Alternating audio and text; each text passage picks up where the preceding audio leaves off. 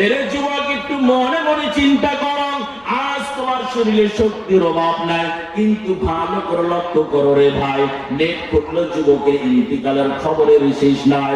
সকাল হইলে আজকে ওই মাইক থেকে এলান দেয়, অমুক আজকে দুনিয়াতে নাই, অমুক আজকে দুনিয়া থেকে বিদায় নিয়ে গেছে। হ্যাঁ বৃদ্ধ বাবা, পর্দার মা, ও পর্দার ঋষির মারা, আপনাদের কি লক্ষ্য করে বলতেছি রে মা, আজ যে বাড়ির আজকে আপনি শাশুড়ি হয়েছেন, একদিন আপনি এই বাড়িতে নববধূ সেজে এসেছিলেন, আপনার শাশুড়ি ছিল, আজ তার এক এক করে বিদায় নিয়ে চলে গেল। ও বৃদ্ধ বাবাজি, আজ যে বাড়ির আপনি আজকে বাবার আকারে বসেছেন, একদিন এই বাড়িতে আপনার বাবা ছিল, সেও বিদায় নিয়ে চলে গেছি।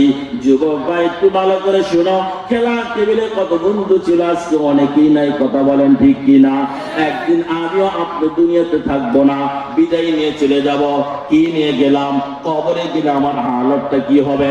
নবীজি বলেন, যখনই কোনো মাইয়িতকে অন্ধকার কবরে রাখা হয়, সাথে সাথে দুইটা ফেরেশতা হাজির হয়ে যায়, প্রশ্ন করা শুরু করবি, মান রব্বুকা ওয়া মান দীনুকা ওয়া মান নবিয়ুকা, তোমার রব কি, তোমার ধর্ম কি, নবী মুহাম্মদ কি তুমি চিনো কি চিনো না? যার ঈমান নাই ও কোনো কিছুই বলতে পারবে না। আল্লাহর নবীজি বলেন, আহারে অন্ধকার কবর কত বড় ভয়ঙ্কর।